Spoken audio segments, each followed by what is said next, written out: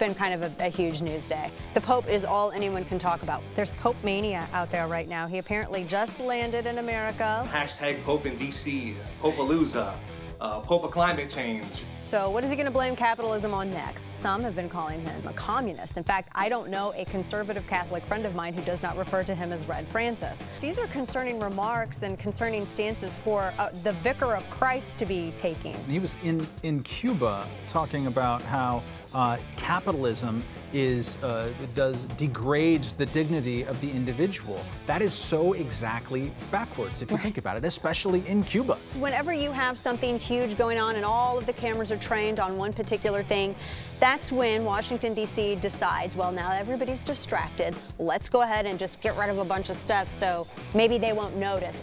It used to be that news dumps were confined to weekends and to holidays, but this administration has made it into an insidious art. Honestly, that's just a lame excuse. You know, we kind of let it all kind of hang out around here, you know? If you have something to say and it's not gratuitously offensive, we don't really have a problem with it. It's Wednesday, another day that ends in Y, which means that Hillary Clinton still isn't being entirely honest, or honest at all. And it seems like every single day there's some sort of new lie that she has previously told that has been revealed to be just that, a lie. When will Democrats, or when will the media, when will anybody have finally have enough of this and say, all right, Hillary, come clean. It's time to come clean now. I think she's been very glib about this, but it's definitely hurting her in the polls. Republican presidential candidates, newsflash, don't be stupid. Seriously, for the love of all things holy, will you stop?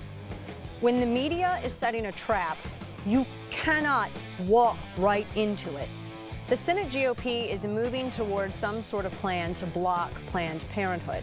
But whether they will allow it to happen or not, that's an entirely different story. That is the first vote in the Senate to limit abortion in 12 years. So when we talk about progress happening, just getting it on the floor is progress. Really, it's quite simple. We are either the party that's going to stop at nothing to prevent government-funded infanticide, or we aren't. It's Donald's Mad at Everybody Day. The Club for Growth and Donald Trump have been at odds in recent times. We basically said, you know, stop whining. You gotta pick your battles. Not every single critique requires a personal response or an insult from Trump. You don't have to go out and engage there are going to be people who like you and people who don't like you, and here's the most amazing part. Trump goes out of his way every single time to respond to every critique. You know, I'm not in the business of tangling with Trump supporters that often, but I think Trump really has taken the oxygen out of this primary debate. He's sucking it all out, and I think it's really retarding the process and preventing us from really developing great candidates and a great message for the party. Trump is big on braggadocio and very thin on actually what he's going to do besides hiring the best and the classiest people. He will be his own undoing. You guys know how I roll. I'm sorry, but I haven't subjected my family to threats and gone out on street corners, co-founded the Tea Party movement in St. Louis, and have been busting my ass for 10 years just so I can carry water for a politician who is afraid of criticism. And if anybody's expecting me to do that right now, you must not know me.